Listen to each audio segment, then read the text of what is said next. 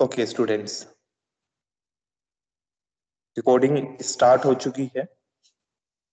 आज जो हमारा टॉपिक है वो है urinary tract anti infective agents. Urinary tract मतलब जो हमारा यूरिनरी सिस्टम होता है उसको यूरिनरी ट्रैक्ट भी बोला जाता है। अगर यूरिनरी ट्रैक्ट पे कोई माइक्रो ऑर्गेनिज्म आकर वहां पर इंफेक्शन कोज करता है, उस इन्फेक्शन को ट्रीट करने के लिए हम जो ड्रग्स, जो मेडिसिन यूज करते हैं उनको urinary tract anti infective agents कहा जाता है। आज जो हम पढ़ने वाले हैं उसमें हम एक इंट्रोडक्शन देखेंगे, what are UTIs and what are anti infective UTI agents. Then हम उनकी क्लासिफिकेशन देखेंगे। उसके बाद हम मैकेनिज्म ऑफ एक्शन के बारे में डिस्कस करेंगे। देन हम कुछ ड्रग्स का एग्जांपल लेंगे एंड उनके कुछ प्रॉपर्टीज पढ़ेंगे, जैसे उनके ब्रांड नेम्स, उनके यूजेस, स्टोरेज कंडीशंस, उनके डोसेज फॉर्म, ये सब कुछ प्रॉपर्टीज हम ड्रग्स के बारे में स्टडी करेंगे। हम स्टार्ट करते हैं इंट्रोडक्शन से।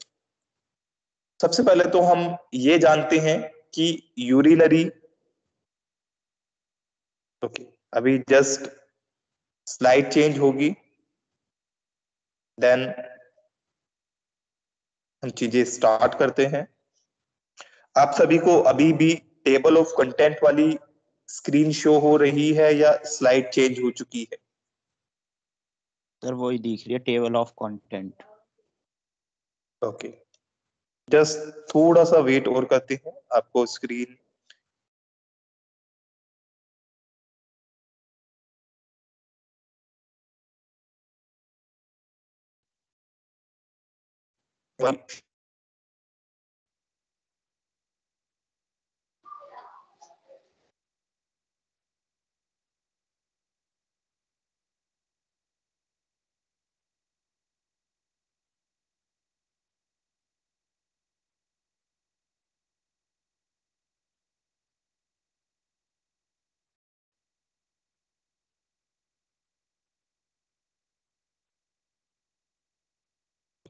ओके। सो स्टूडेंट्स, आप सभी को मेरी आवाज आ रही है? Yes sir. Yes sir. Okay, आप सभी को स्क्रीन शो हो रही है इंट्रोडक्शन वाली? कंफर्म करें यस और no. No sir. No no sir, table of content दिख रहा है। ओके,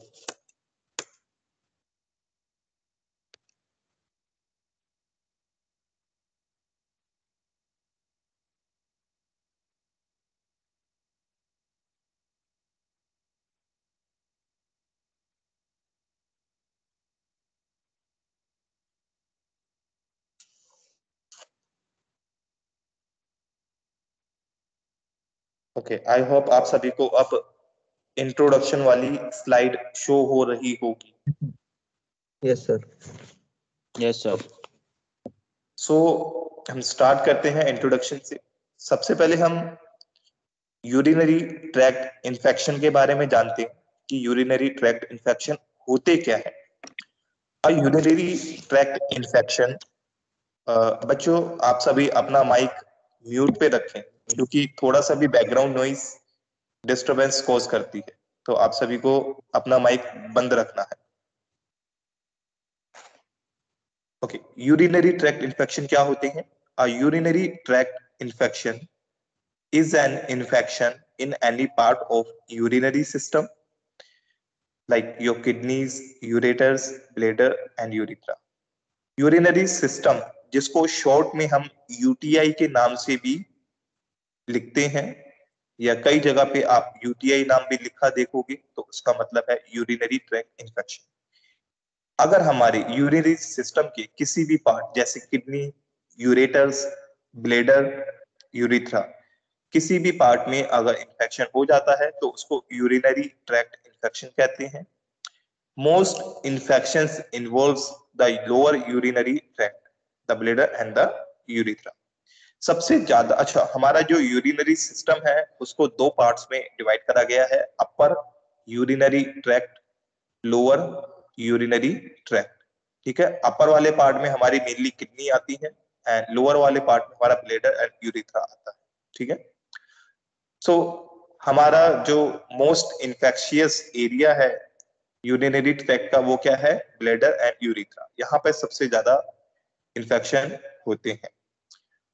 अब कुछ सिम्टम्स देखते हैं कि यूरिनरी ट्रैक्ट इन्फेक्शन होने पे हमें क्या क्या सिम्टम्स ऑब्जर्व होते हैं। Strong persistence urge to urinate, हमें बार बार यूरिनेट करने का एक अर्ज होता है, फील होता है कि हमें बार बार यूरिनेट करना है। ठीक है, हम बार बार यूरिनेट करने के लिए जाते हैं। अब बर्निंग सेंसेशन वेयर यूरिनेटिंग, हमें एक बर्निंग या कुछ जलन सी महसूस होती है या हल्का फुल्का पेन होता है जब हम यूरिनेट करते हैं। Passing frequent small amount of urine, हम बार बार यूरिनेट करते हैं छोटे छोटे अमाउंट में। ठीक है, हर आधे घंटे में, एक घंटे में हम थोड़ा थोड़ा यूरिनेट कर रहे हैं, तो ये भी किस चीज का सिम्टम है कि यूटीआई हो रखा है। ठीक है, यूरिन दैट अपीयर्स क्लाउडी, अगर हमारा यूरिन क्लाउडी धुंधला आ रहा है, ठीक है, अगर उसके कलर को देखा जाए तो उसका भी मतलब हमारा क्या है कि यूरिनरी ट्रैक्ट इन्फेक्शन हो सकता है। अगर हम यूरिन के कलर की बात करें, अगर यूरिन का कलर रेड, ब्राइट पिंक या कोला कलर में आता है तो ये भी क्या है, एक सिम्टम है यूरिनरी इन्फेक्शन का। देन उसके बाद में स्ट्रॉन्ग स्मेलिंग यूरिन, अगर हमारे यूरिन से काफी स्ट्रॉन्ग स्मेल आ रही है या ओडर आ रहा है तो वो भी क्या इंडिकेट करता है, urinary tract infection. And pelvic pain especially in the center of pelvis and around the area of pubic bone। ठीक है, सो pelvis एक एरिया होता है वुमेन्स के अंदर, उस एरिया में पेन होने का रीजन कई बार यूरिनरी ट्रैक्ट इन्फेक्शन होता है। तो ये कुछ सिम्टम्स थे, हमने यूरिनरी ट्रैक्ट के यूरिनरी ट्रैक्ट इन्फेक्शन के बारे में जाने कि अगर ये सिम्टम्स हमें देखने को मिलते हैं तो there is a possibility the patient may be suffering from urinary tract infection, जो पेशेंट है वो यूरिनरी ट्रैक्ट इन्फेक्शन से सफर कर रहा है। ठीक है, अब urinary tract anti infective agents, so urinary tract infection अगर किसी पेशेंट को है, उसको ट्रीट करने के लिए, उसको ठीक करने के लिए हम जिन ड्रग्स, जिन मेडिसिन का यूज करेंगे उनको हम urinary tract anti infective agents भी कहा जाता है, या इनको एंटी यूटीआई ड्रग्स और एजेंट्स भी कहा जाता है। So urinary anti-infective agents are the drug that used to prevent or treat urinary tract infection। ठीक है, जो उसको ट्रीट या प्रिवेंट करती हैं उनको हम urinary tract anti infective agents कहते हैं।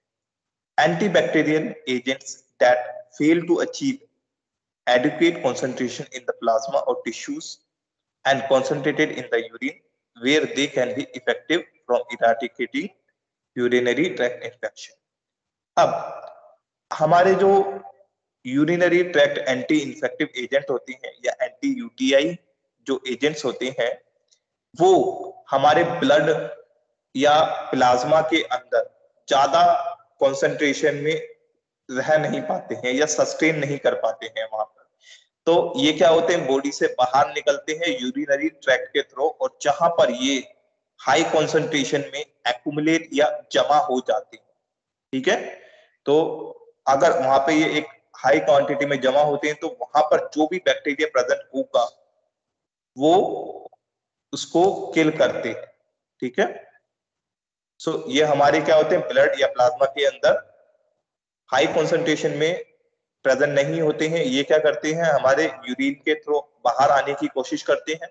एंड जब ये यूरिन के अंदर जाते हैं तो वहां पर यूरिनरी ट्रैक्ट में कोई भी अगर माइक्रो ऑर्गेनिज्म प्रेजेंट होता है तो ये उसको किल करते हैं। Antibiotics and some sulfonamides are commonly used to treat UTIs. UTIs को ट्रीट करने के लिए हम एंटीबायोटिक्स और सल्फोनामाइड्स जैसी ड्रग्स को यूज करते हैं। नीचे आपको ओफ्लॉक्सासिन का केमिकल स्ट्रक्चर शो हो रहा होगा। ये केमिकल स्ट्रक्चर आप सभी ने याद करना है, आपको फाइनल एग्जाम में पूछा भी जा सकता है।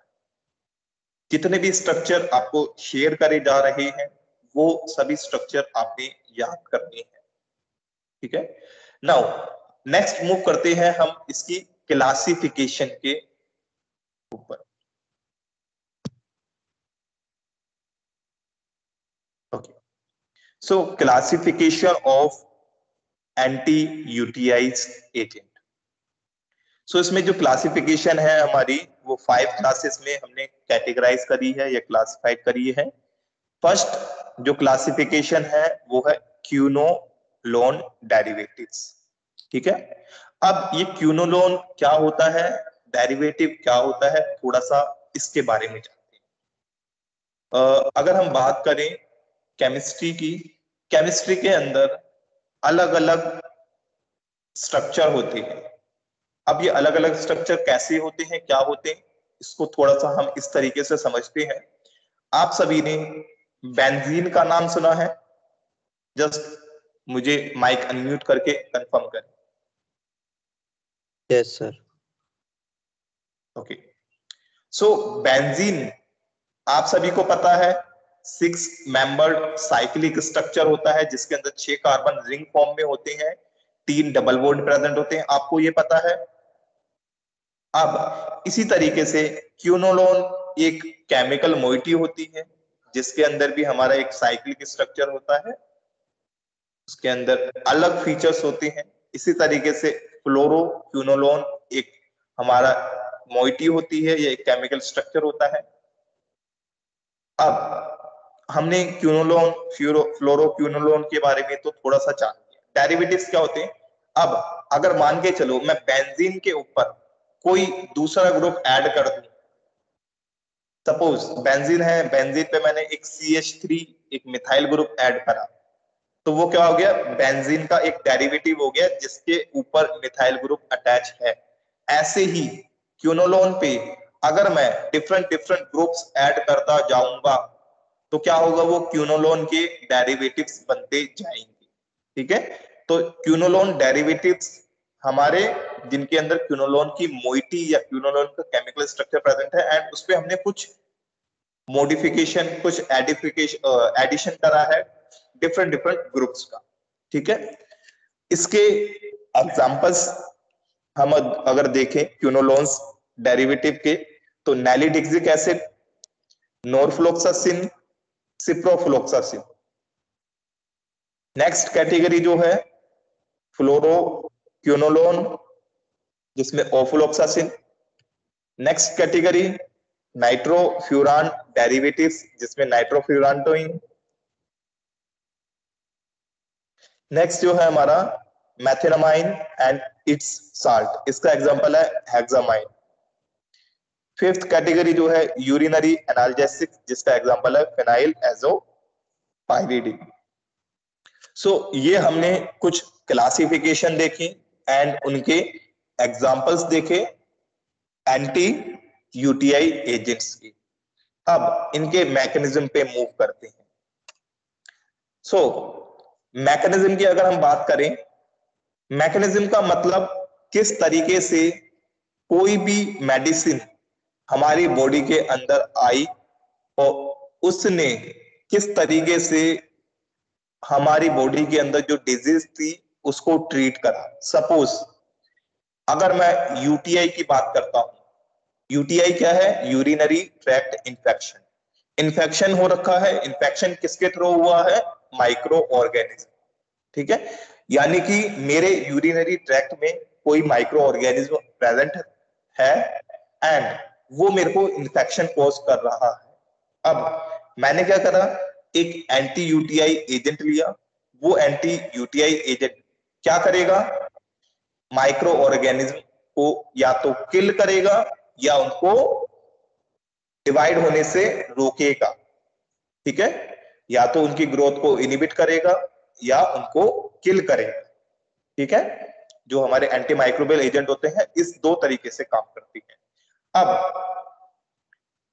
माइक्रो ऑर्गेनिज्म को कैसे किल करा जाता है या उसकी ग्रोथ को कैसे रोका जाता है, अब हम थोड़ा सा समझने की कोशिश करते हैं, ठीक है।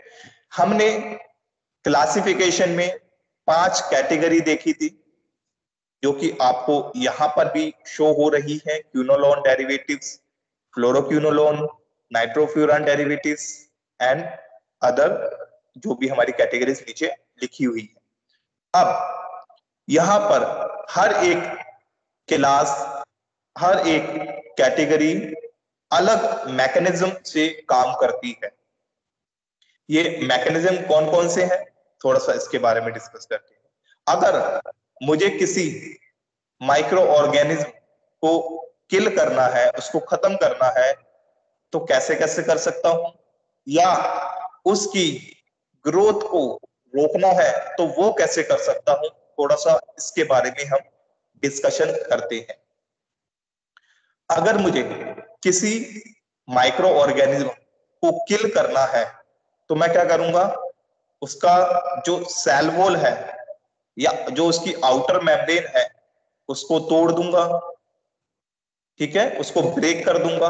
ब्रेक कैसे करा जाएगा वो सब चीजें हम थोड़ा सा उसके बारे में समझेंगे, बट अभी हम इतना समझते हैं कि उसकी अगर हम सेल वॉल या आउटर मोस्ट लाइन को या लेयर को ब्रेक कर देंगे तो क्या होगा, बैक्टीरिया किल हो जाएगा, ठीक है।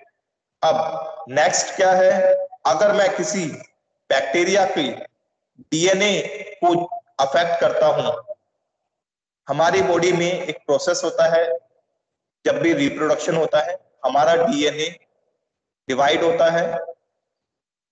अगर आपको पता हो तो डीएनए रेप्लिकेशन करके एक प्रोसेस होता है हमारी बॉडी के अंदर, ठीक है। जिन स्टूडेंट को पता है गुड, जिनको नहीं पता है वो बाद में इस चीज के बारे में थोड़ा सा पढ़ेंगे तो उनको भी पता लग जाएगा। अभी इतना समझते हैं हम, डीएनए रेप्लिकेशन जब भी रिप्रोडक्शन होता है, जब भी कोई ऑर्गेनिज्म एक नया ऑर्गेनिज्म प्रोड्यूस करता है, सपोज अगर ह्यूमन की बात करें, हमारी बॉडी के अंदर भी डीएनए रेप्लिकेशन करके एक प्रोसेस होता है जिसके थ्रू हमारी बॉडी से डीएनए हमारे जो बच्चे हैं उनके अंदर जाता है। सिमिलरली बैक्टीरिया के अंदर भी क्या होता है, डीएनए का रेप्लिकेशन होता है। एक बैक्टीरिया दूसरे दो बैक्टीरिया के अंदर कैसे डिवाइड होता है, बाय डीएनए रेप्लिकेशन, ठीक है। अब डीएनए रेप्लिकेशन क्या कर रहा है, एक बैक्टीरिया को नया बैक्टीरिया बनाने में हेल्प कर रहा है, ठीक है, हमने इतना समझ लिया। अब इस डीएनए रेप्लिकेशन को अगर मैं रोक देता हूं तो बैक्टीरिया डिवाइड होने रुक जाएंगे, नए बैक्टीरिया ग्रो नहीं कर पाएंगे, तो जिसकी वजह से बैक्टीरिया की ग्रोथ रुक जाएगी और बैक्टीरिया ज्यादा टाइम तक सरवाइव नहीं कर पाएंगे। इसी तरीके से अगर बैक्टीरिया के अंदर, अगर मैं अपनी बॉडी की बात करूं, मेरी बॉडी के अंदर अलग अलग केमिकल्स प्रेजेंट हैं। मेरी बॉडी के अंदर एंजाइम्स प्रेजेंट है, मेरी बॉडी के अंदर हॉर्मोन्स प्रेजेंट है, मेरी बॉडी के अंदर प्रोटीन्स प्रेजेंट है, एंड और भी कई सारे हमारी बॉडी के अंदर केमिकल्स प्रेजेंट है जो किससे बने हैं, प्रोटीन से बने हैं। एंजाइम्स प्रोटीन से बने हैं, हॉर्मोन्स प्रोटीन से बने हैं। अब अगर मैं इस प्रोटीन को बनने से रोक देता हूं, अगर मेरी बॉडी के अंदर मैं प्रोटीन को बनने से रोकूं तो क्या होगा, मेरी बॉडी सही तरीके से काम नहीं करेगी और एक टाइम बाद मैं सरवाइव नहीं कर पाऊंगा और डाई कर जाऊंगा, ठीक है, अगर मेरी बॉडी के अंदर प्रोटीन सिंथेसिस रुक जाती है तो। अब सिमिलरली बैक्टीरिया भी क्या है, एक लिविंग ऑर्गेनिज्म है। बैक्टीरिया को भी प्रोटीन चाहिए, बैक्टीरिया को भी एंजाइम चाहिए, बैक्टीरिया को भी कुछ प्रोटीन सब्सटेंसेस चाहिए। अब हम क्या करते हैं, बैक्टीरिया के अंदर प्रोटीन को बनने से रोक देते हैं। कैसे रोकते हैं उसके बारे में हम बाद में डिस्कस करेंगे, या आप भी पढ़ सकते हो किस तरीके से ये सारी एक्टिविटीज होती है। अभी हम इतना समझते हैं कि हम प्रोटीन को सिंथेसाइज होने से या प्रोटीन को बनने से रोक देते हैं, ठीक है। नेक्स्ट जो कैटेगरी है मैथेनमाइन एंड इट्स साल्ट, ठीक है। अब यहां पर एक हमें डीनेचुरेशन ऑफ प्रोटीन करके दिख रहा है। ये डीनेचुरेशन क्या होता है इसके बारे में भी हम डिस्कस करेंगे। तो एक बार हम स्टार्टिंग से रिवाइज करते हैं। अगर हम क्यूनोलोन की बात करें,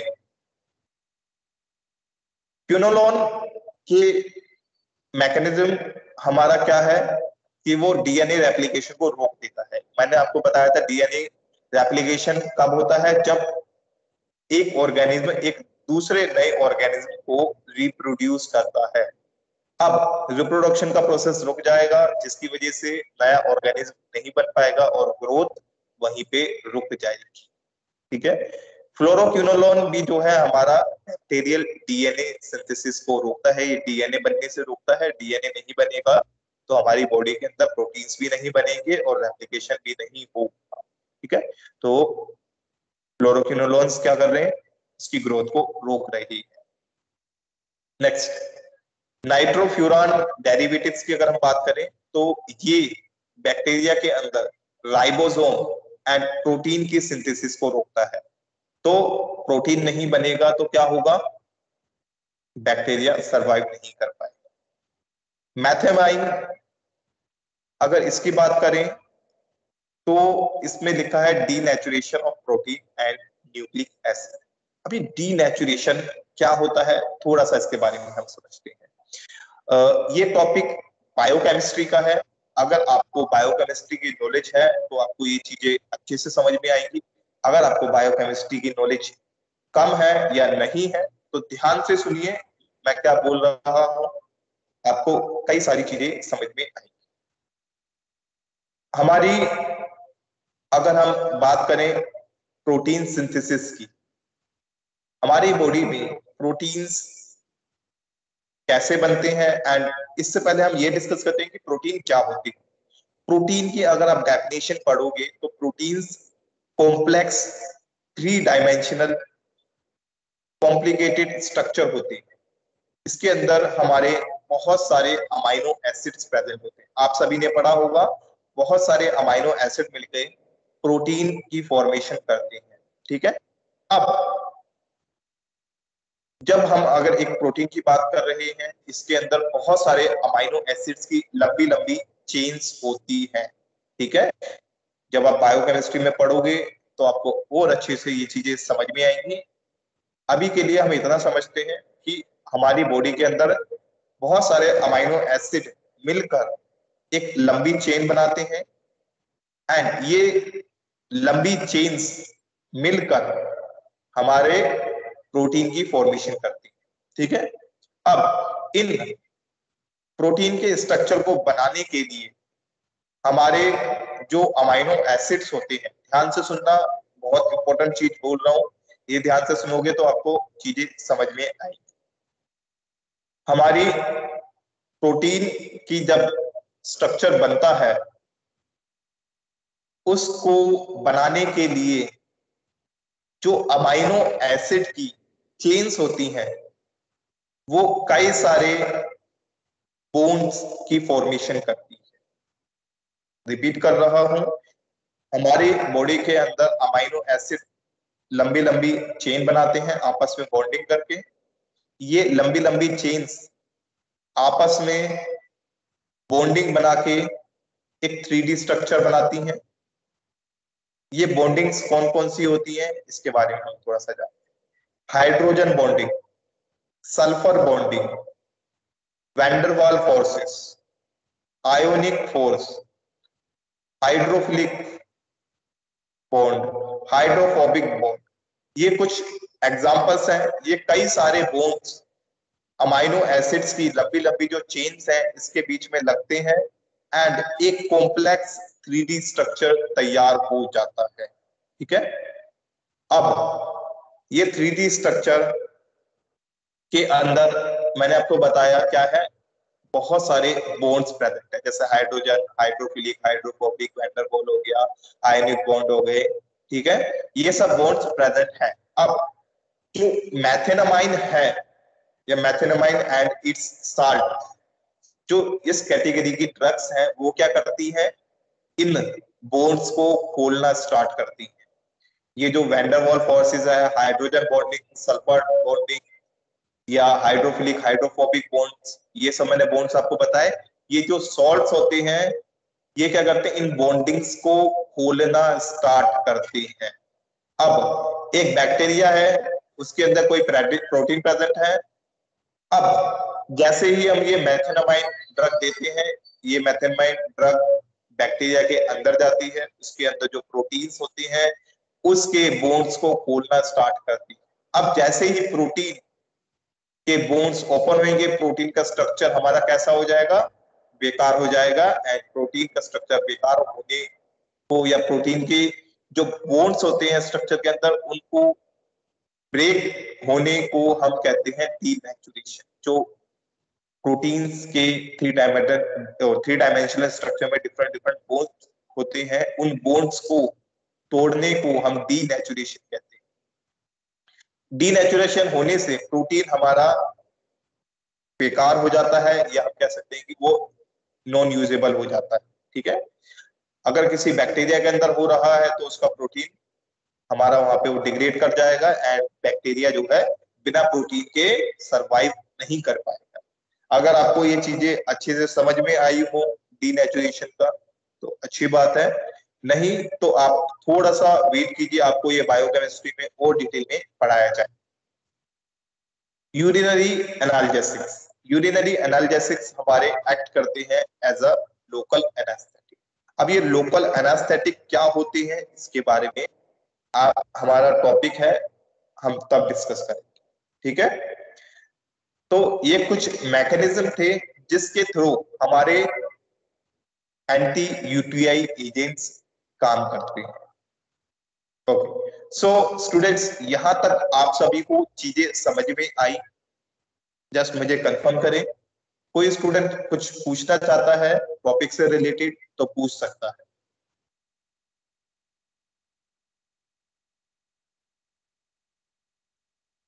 किसी ने कुछ पूछना है? अगर नहीं पूछना तो मुझे जस्ट बोलिए कि नो सर, देन मैं चीजें आगे कंटिन्यू करता हूं। ओके, आप में से कोई रिस्पॉन्ड नहीं करता तो भाई ये मान के चलता हूं आपने अभी कुछ नहीं पूछना। Now we move to our next slide which is about drugs. Just आपको भी वो स्लाइड शो होगी, थोड़ा सा वेट करें।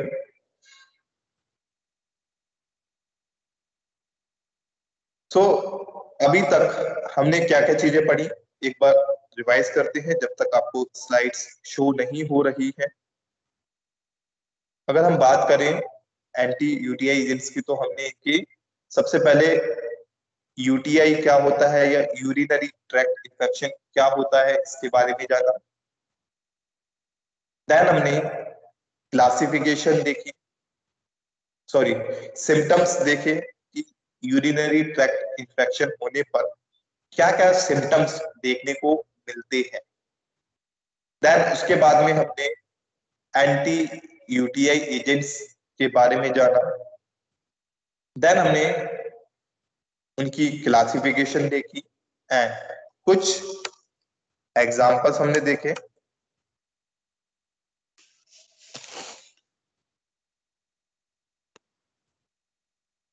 ओके, मैं दोबारा से स्क्रीन शेयर कर रहा हूं, अगर आपको विजिबल हो तो मुझे कंफर्म करें।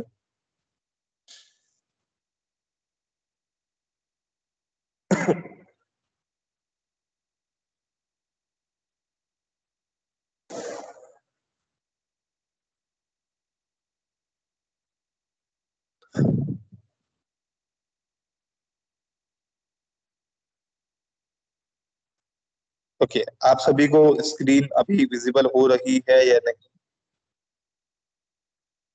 No sir. No sir, black screen दिखा रही है। ओके,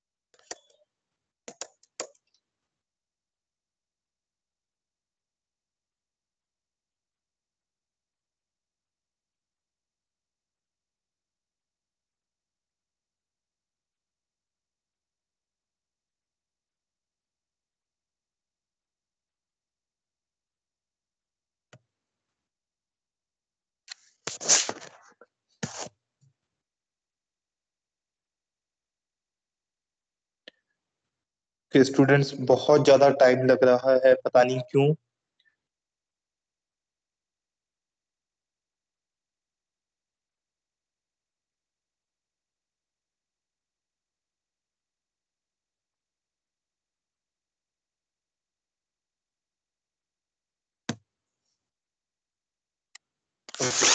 जस्ट मुझे 1 मिनट का और वेट दीजिए।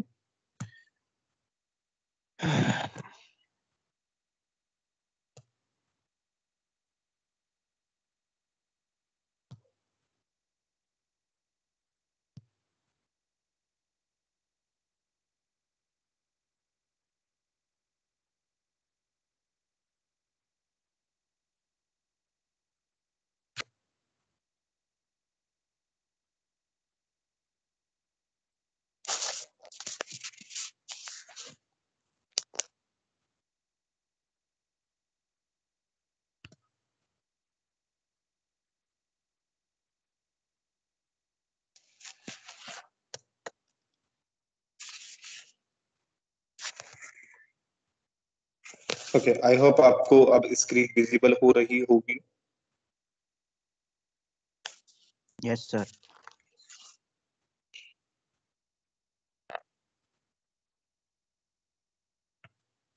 ओके, सो हमने जो है अभी तक क्या क्या चीजें डिस्कस करी, एक बार जस्ट उनको देख लेते हैं। हमने यूरिनरी ट्रैक्ट इन्फेक्शन के बारे में जाना। देन उनके बाद हमने सिम्टम्स देखे कि यूरिनरी ट्रैक्ट इन्फेक्शन के क्या क्या सिम्टम्स होते हैं।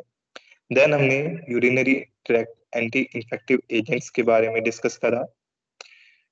इसमें हमने ऑफ्लॉक्सासिन का स्ट्रक्चर देखा। देन उसके बाद हमने क्लासिफिकेशन देखे एंड कुछ एग्जांपल्स देखे एंटी यूटीआई एजेंट्स के। देन उसके बाद में हमने मैकेनिज्म ऑफ एक्शन के बारे में समझा। डिफरेंट क्लासेस जो है किस तरीके से यूरिनरी ट्रैक्ट इन्फेक्शन को ट्रीट करती है या माइक्रो ऑर्गेनिज्म को किल या उनको डिवाइड होने से रोकती है। सो नाउ अब जो है हमारा हम डिस्कस करते हैं कंपाउंड्स के बारे में। सो सबसे पहला जो हमारा कंपाउंड है वो है ऑफ्लॉक्सासिन। ऑफ्लॉक्सासिन जो है हमारा कौन कौन से फॉर्मुलेशन में प्रेजेंट होता है? टैबलेट फॉर्म में, सिरप फॉर्म में, इन्फ्यूजन, आई ड्रॉप। आप सभी को इन सभी डोसेज फॉर्म में के बारे में पता होगा, टैबलेट, सिरप, आई ड्रॉप। इन्फ्यूजन के बारे में जिन स्टूडेंट्स को मालूम है गुड, जिनको नहीं मालूम है तो उनके लिए आप इन्फ्यूजन वो होता है जिसको हम मेनली ड्रिपिंग वगैरह के लिए यूज करते हैं। आप देखते हो कि हॉस्पिटल में या क्लिनिक पे पेशेंट्स को ड्रिप करके मेडिसिन दी जाती है। ठीक है, एक ऊपर बोतल हैंग कर दी जाती है, उसमें से हमारे पाइप के through drop by drop body के अंदर, जैसे ग्लूकोज की आप कॉमन लोकल लैंग्वेज में हम बोलते हैं ग्लूकोज की बोतल चढ़ती है, इसी तरीके से वो बोतल ना कह के हम इन्फ्यूजन कहते हैं। ठीक है, इसी तरीके से हमारा ऑफ्लॉक्सासिन का इन्फ्यूजन आता है। इसकी मार्केटेड ब्रांड्स या मार्केटेड प्रिपरेशन की बात करें तो ओर्नोफ, ओफ्लोक्स, ज़ैनफ्लॉक्स, ओफ्लोमैक, ये कुछ पॉपुलर ब्रांड नेम है। आप सभी ने इनमें से कोई ना कोई नाम तो जरूर सुना होगा। देन इनके यूजेस की बात करें तो ये जेनिटो यूटीआई इन्फेक्शन को ट्रीट करने में काम आता है। आरटीआई, रेस्पिरेटरी ट्रैक्ट इन्फेक्शन को भी ट्रीट करने में काम आता है। जीआईटी, गैस्ट्रो इंटेस्टाइनल इन्फेक्शन को ट्रीट करने में काम आता है। Okay, and soft tissue infection को भी ट्रीट करने में कह काम रही है आता सोए है। हुए हैं, ये मेरे को बुला रहे हैं कोई ऑफिस। बच्चा कुछ बोल रहा है? तू बोल देना क्या वो सोए पड़े हैं जी, वो अभी ये तो नींद आई है। जिसका माइक है अपना माइक बंद करो। स्टूडेंट्स, बार बार ये चीज बोल रहा हूँ कि अननेसेसरी मत बोलिए, ये रिकॉर्डिंग हो रही है, आप सभी को इस चीज का ध्यान रखना है। अपना माइक बंद रखें, आपसे कुछ पूछा जाता है तब आपने माइक को अनम्यूट करना है, नहीं तो आपने अपना माइक म्यूट पे रखना है। ठीक है, सो सॉफ्ट टिश्यू इन्फेक्शन हम डिस्कस कर रहे थे यूजेस में। ये सॉफ्ट टिश्यू इन्फेक्शन क्या होती है? हमारी बॉडी में एक सॉफ्ट टिश्यू होता है, एक हार्ड मसल हार्ड टिश्यू होता है। हार्ड टिश्यू ना करके हम इसको कहेंगे, जैसे आपके एक होती है हमारी स्मूथ मसल्स, एक स्केलेटल मसल्स, ठीक है। जो स्मूथ मसल्स में जो टिश्यूज प्रेजेंट होते हैं उनको हम just wait, okay 1 minute students wait कीजिए।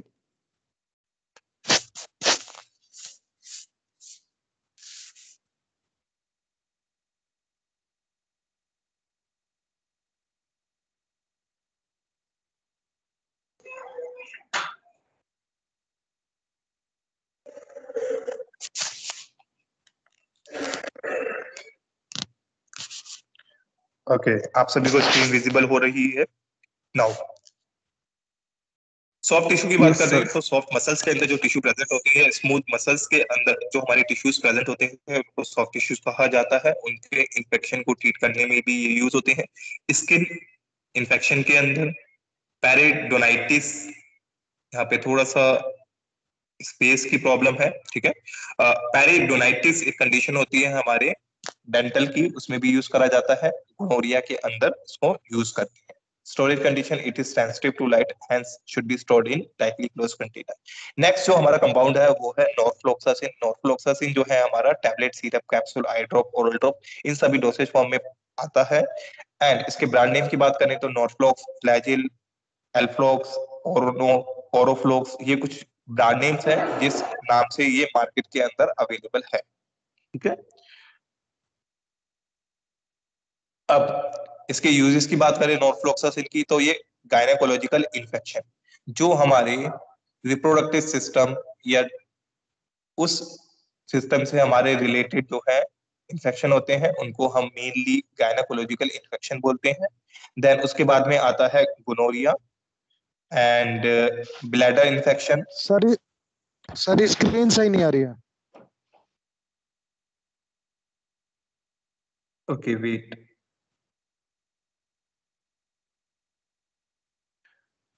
स्क्रीन आई होप आपको विजिबल हो रही हो। यस सर, सही है। स्क्रीन जूम कर लीजिए, Yes, हो sir. जाता है। सही है. ओके ओके स्टूडेंट्स वो अपना देख माइक बंद रखिए।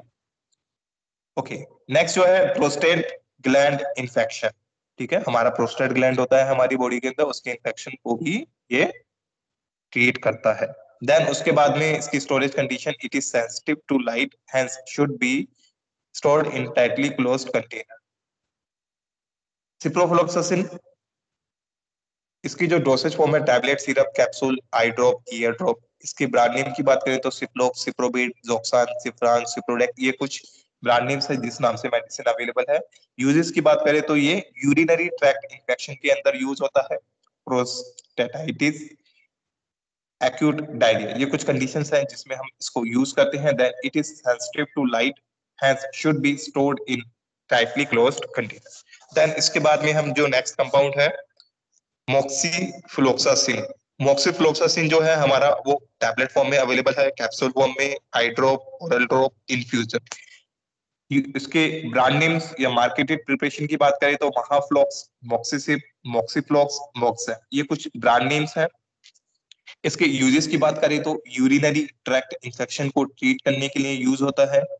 आल्सो निमोनिया को ट्रीट करने के लिए यूज करा जाता है। कंजक्टिवाइटिस, जो हमारी आईज के अंदर प्रॉब्लम होती है उनको भी यूज करने में, ट्रीट करने में यूज करा जाता है। ट्यूबरक्लोसिस, जो हमारी टीबी की डिजीज होती है उसको भी ये ट्रीट करने में यूज होता है। इसकी स्टोरेज कंडीशन की बात करें तो it is sensitive to light, hence should be stored in tightly closed container. So ये कुछ हमारे एग्जांपल्स थे जिनके बारे में हमें पढ़ना है। Ofloxacin, norfloxacin, ciprofloxacin and moxifloxacin. आप में से कोई स्टूडेंट अगर कुछ पूछना चाहता है पूछ सकता है। 1 मिनट स्टूडेंट वेट करिएगा।